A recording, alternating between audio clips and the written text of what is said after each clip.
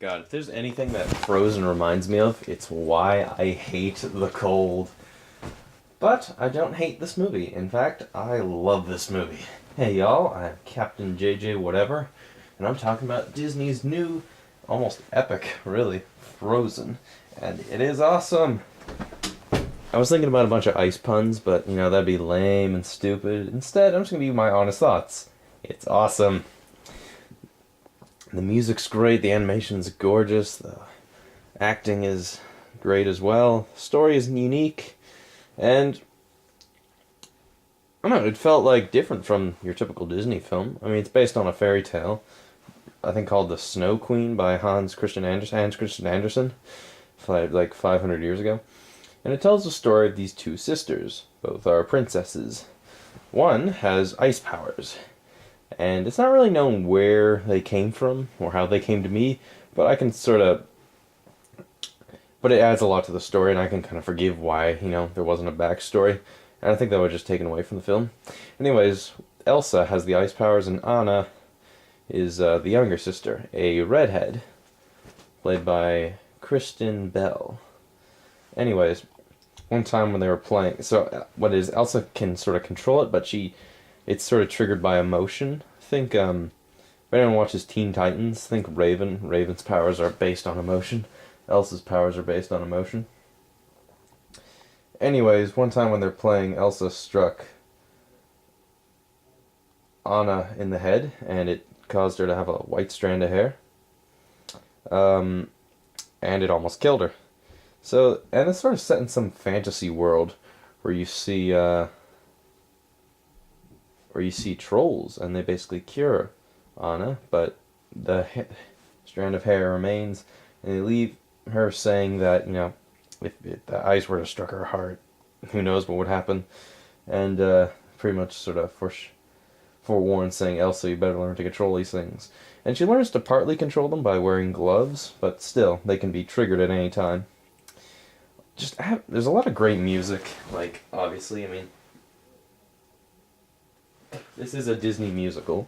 The songs sort of stick out. There's great ones by Kristen Bell. She's not here just for the acting. I think she's the biggest name in this film. There's the actress that plays Elsa. I think her name is Idina Menzel or something. But apparently she's a big Broadway actress, so bring those in. That's great. There's one song by Elsa that really stuck in my mind, and I think it's called Let It Go, Let It Go, something like that. But that was the one that stuck out to me. If there is a negative, which I do have a few negatives, is that it's a bit short and some characters could be a little more characterized. Anyways, sort of Elsa becomes queen eventually, and okay, well yeah, I forgot to mention.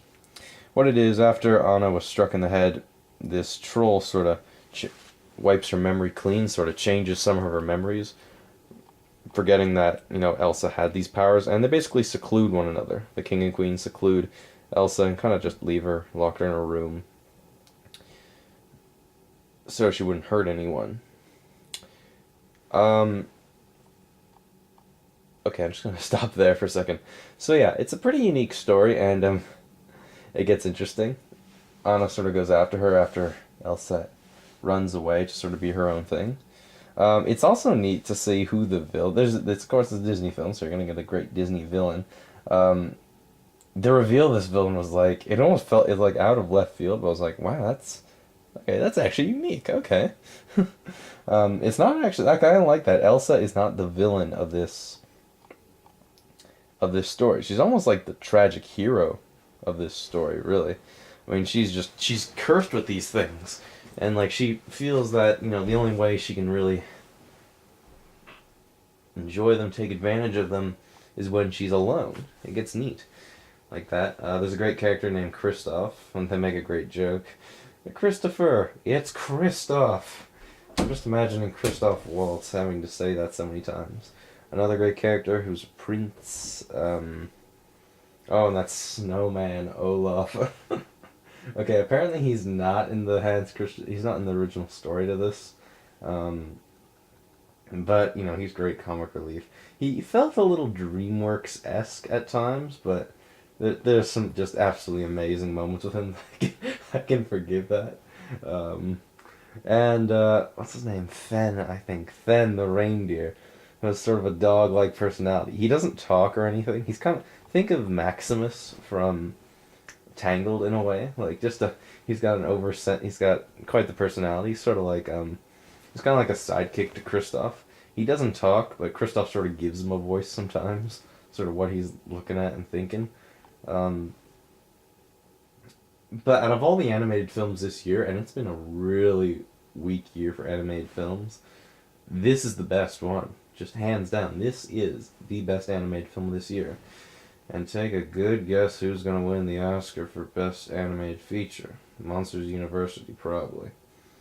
Yeah, the more I think about it, Monsters University just wasn't very good. It felt like every college movie I've ever seen. To some extent, almost high school movie I've ever seen. Um, but apart from that, that's all I have to say. It's gorgeous. The songs are gonna stick with me. I just got out of the movie like an hour ago. I'm gonna go look them up and just listen to them for hours on end.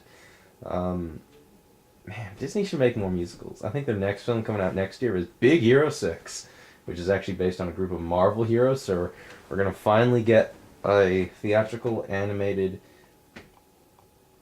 superhero film. The only one, I mean, there've probably been some in the past, but in recent memory, there haven't been any. I mean, DC launches all their animated films direct to video, and even then, they're only about an hour and a bit long. This film is like, it's only about an hour 25 minutes, I think. Like, I, I can understand why they sort of keep them short-esque, but, I wouldn't mind watching like an hour 45 minutes in 2 hours, maybe. Well, maybe not 2 hours. I mean, come on. Parent can. The parents taking their kids to this can only get so far in Angry Birds. But yeah, there's some great jokes for parents in there as well. So that's really all I have to say. This is one of my favorite films this year. Is my favorite animated film of this year. And, well, we're nearing the end of prime time for films. It's November 29th. Yeah, it's a rare occurrence. Well, this film actually came out on Wednesday for some reason. I don't care. So yeah. So I'm gonna, what should I give this movie? I'm giving this movie 9 out of 10. I loved it that much. Uh, in terms of the hierarchy of the Disney films in the last few years, this is pretty high on the list. Tangled sits at me as one of like easily in the top 5 Disney films of all time. We'll see. I might do a list like that one day of like my favorite Disney films. My favorite Disney film of all time is The Fox and the Hound. That will all like Disney animated films, not Pixar or anything like that. The Fox and the Hound is my favorite Disney film. It's just, I don't know, great lessons and everything. It's always stood with me. But that's all I have to say. Frozen is ice-tacular. Alright, that was awful. But you know what I mean. See ya.